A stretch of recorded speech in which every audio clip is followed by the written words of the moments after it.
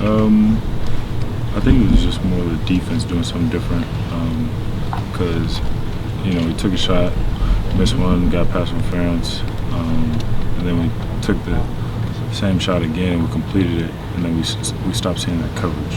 So that was something I was trying to express. It was a lot predicated on the coverage and being that I think teams knew that we were definitely capable of doing that and that we were going to try to do that, but trying to prevent us, and that's why they played off of us. And that's what we saw the second half. The middle of the field was closed, so they didn't want that to happen again. JT, when you're a quarterback, and take me through that though, and y'all run that, and then Curtis runs like for one another word, maybe a skinny post or whatever he ran, a little post, and you see it wide, see it breaking open. What is your thought process then? I know it all happens in a second and a half, but what do you think? Settle down, make sure. Take me through your thought process there when you see it finally break open. Well, actually, a lot of times I don't throw it when he breaks open. I throw it before he gets open. So it's more of just throwing to a spot and understanding the landmarks we have. We talk about with passing game, there's a lot of timing and spacing. So the spots on the field that he knows where he needs to get, and me just placing the ball there so he's able to run under it and could do something with it after he catches it. So I think that's more of it, if anything, is seeing his angle before he breaks open, and then being able to put it in a spot where he could go get it. Yeah, but mainly what I'm saying is you see the coverage breaking exactly like you'd like to see it break at that moment, and then you're thinking, is Curtis seeing the same thing I am, right? How does that? Yeah. So what's the sign there that tells you, y'all are on the same page? Do you wait for that sign, I guess, before you wing it? Not really. I think it's part of practice. Executing it in practice a couple times, knowing that we wanted this certain coverage, and then when we see it, and that was the thing, if the coverage was different, then my read would have been different, and the ball would have went to somebody else. But I don't know. I think it's just more execution and practice and seeing it, so it all clicked. Mm-hmm. JT, there are a couple plays, it seems like every week, where it almost seems inevitable that you're going to get sacked, and most times you find your way out of it. Why are you so good at that? Honestly, those are two MAs on my part. They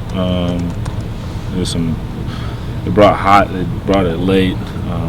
They got me twice, and those are the ones I was able to escape. But I don't know. I just feel like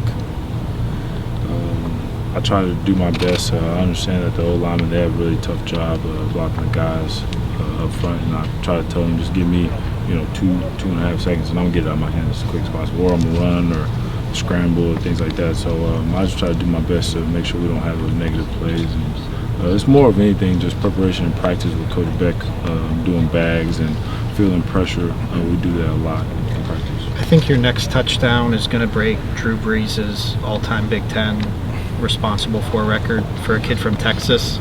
Drew Brees is from Texas. I would imagine there's something special there. That's just crazy to think about. I always say this: if you would have told me when I was a sophomore in high school that JT gonna be doing this, I would have called you a liar, or I just wouldn't have believed you. But it's crazy to think about. Like I said, it's just gonna be an honor that definitely I'm not gonna take that lightly. JT, has it just been the coverage last week, or have you seen your wideouts, kind of get over that, maybe those growing pains and that plateau they hit for a couple of weeks and take off again? Is that something you seem like you saw development going in practice, but what was the difference? Is it just the coverage when you get to the game? Yeah, I feel like that's the thing. I think here, we talk about Ohio State, and I think we're very explosive out there on the perimeter as receivers, and also even our tight end Marcus Ball and AJ. I think they do a great job of getting open as well, but also too that there's people trying to stop us. So I think that's something that we don't think about a lot of times. Like they have the Big Ten ain't what it used to be. It's not one of those things. And I remember in 2014, we were scoring 50 points, for a little streak there. But I think we have great teams in the Big Ten, and a lot of times it's a really slug it out type of game, and it wasn't on a Saturday. But I think if anything, Nebraska, I think they challenged us. They thought they could challenge us on the perimeter, and I think we just won the battle oftentimes, which I was really confident. But did those young guys have to learn how to win those battles? Maybe did they have to lose some? I don't. That's the thing. I don't. When you, if you would tell me, in past couple of games, did we really lose? I wouldn't say yeah. I think there was times where we were having times with spacing and things were kind of on top of each other as far as routes. I think a lot of times we don't think about that a guy may look open, but there's two guys covering, or one guy covering two people, and that's just based on spacing. So I think that was part of it, being able to get better at that.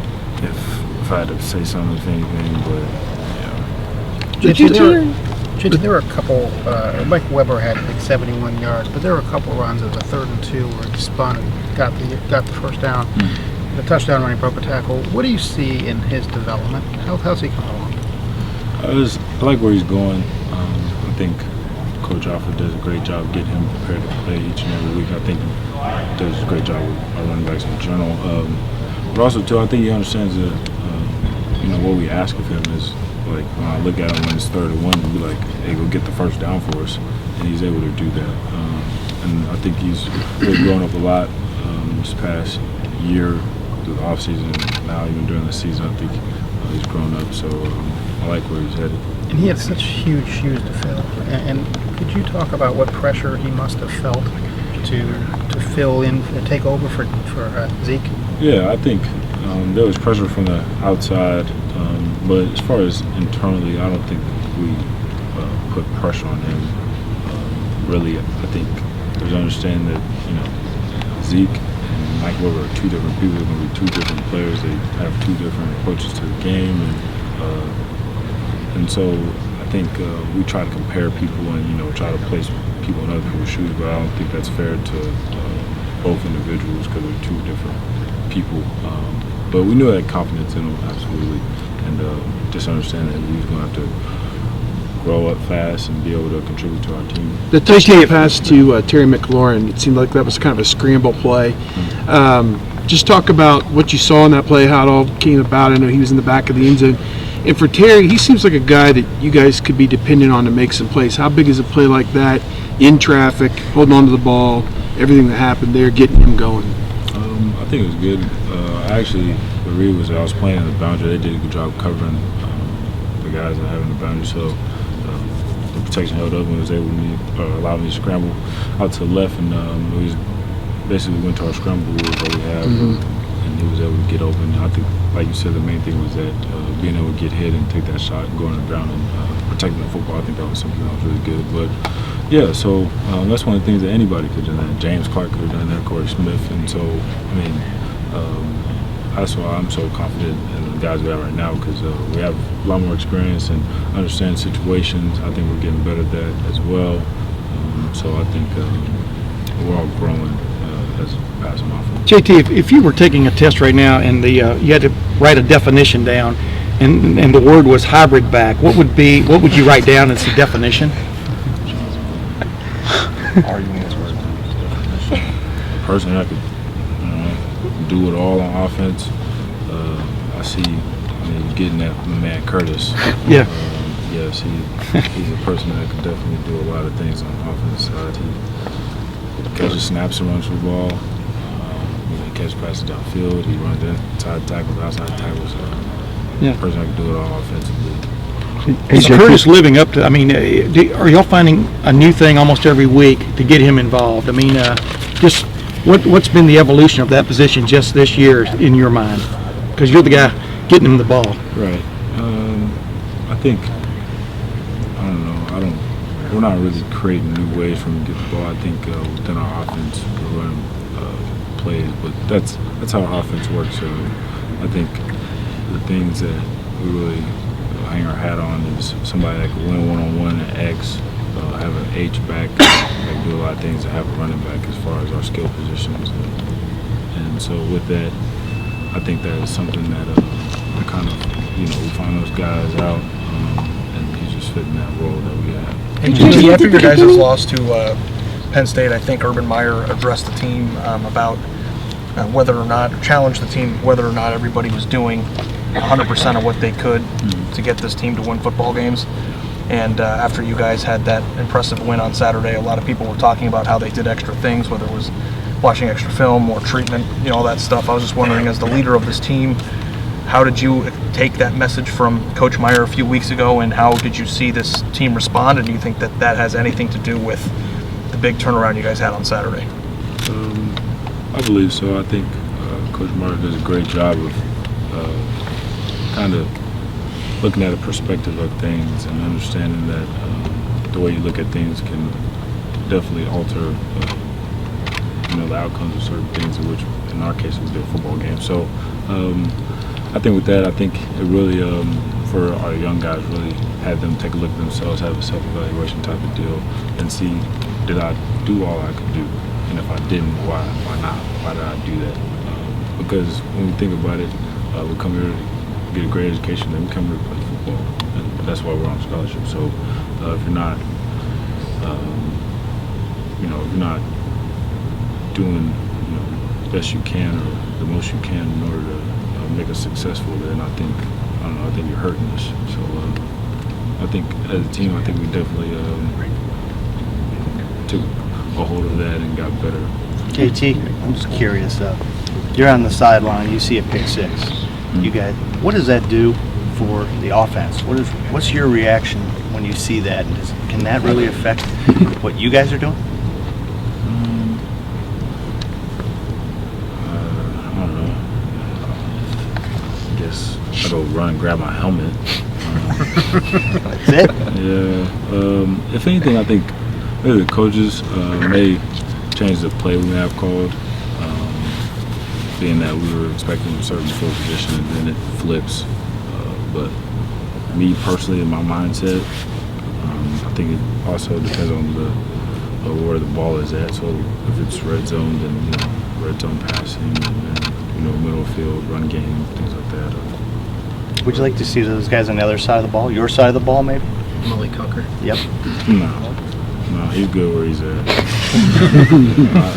I know he got good hands. I got where you're going, but he's good at DB. I think that's where he's the best for us. I think his question is now you're still on the bench. You guys didn't get the ball till 7.5 minutes to go in the first quarter. He picked it. And then and when you go out there, they've already scored a touchdown. It's one less you guys have to score. I'm not bothered by that. Yeah, I think that's one of the great things is that they're like fighting for the ball. They talk about who got the better hands in the DB room. I give them my opinion, which is Malik.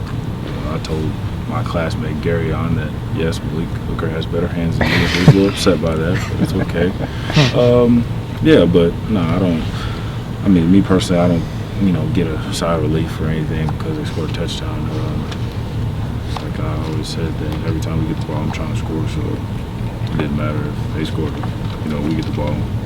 I still have intentions. I'm going to score. So is Malik pushing the play offense? He pushing your play offense? Nah, Gary has been the one talking about he needed to catch an inside nine. I told him you need to calm down and just worry about, you playing man the whole game. So he doesn't joke, want to take a screen pass or something because he weaves it in a traffic like it's nothing. Yeah, no, Malik, I don't think he never came to me saying he wanted to play offense, but I'll probably shut that down real quick. Hey, JT, a couple more questions. Urban has said, and so I'm not asking you to reveal state secrets or anything, but Urban has said they changed the process of the script that you start the game with. So I'm wondering if things have felt smoother, if the play calling has felt different. At the start of the game, did you notice something extra there? Not really.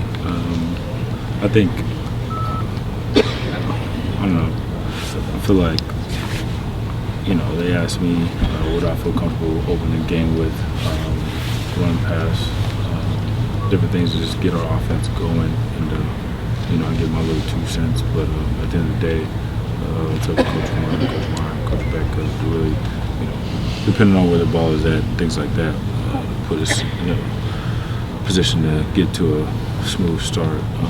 But I don't know, I guess guess that must have been a coach's thing because it wasn't anything different from my point. You guys have a game where you break out like that, and marquee game, prime time. Now you go against a team lesser known, Maryland, on the road. How do you make sure you guys don't take a step back? You know, you build off of that. What's the message you would give going forward this week?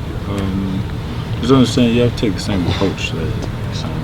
I don't take any team for granted or see them as lesser because, like I said, the Big Ten is one of the conferences now where you can get snuck up on and you get beat anytime. So understand that the same approach that we took into the top 10 matchup against Nebraska is the same approach we need to take in for Maryland on the road. So I think that's one of the things that we're going to talk about this week. JT, you got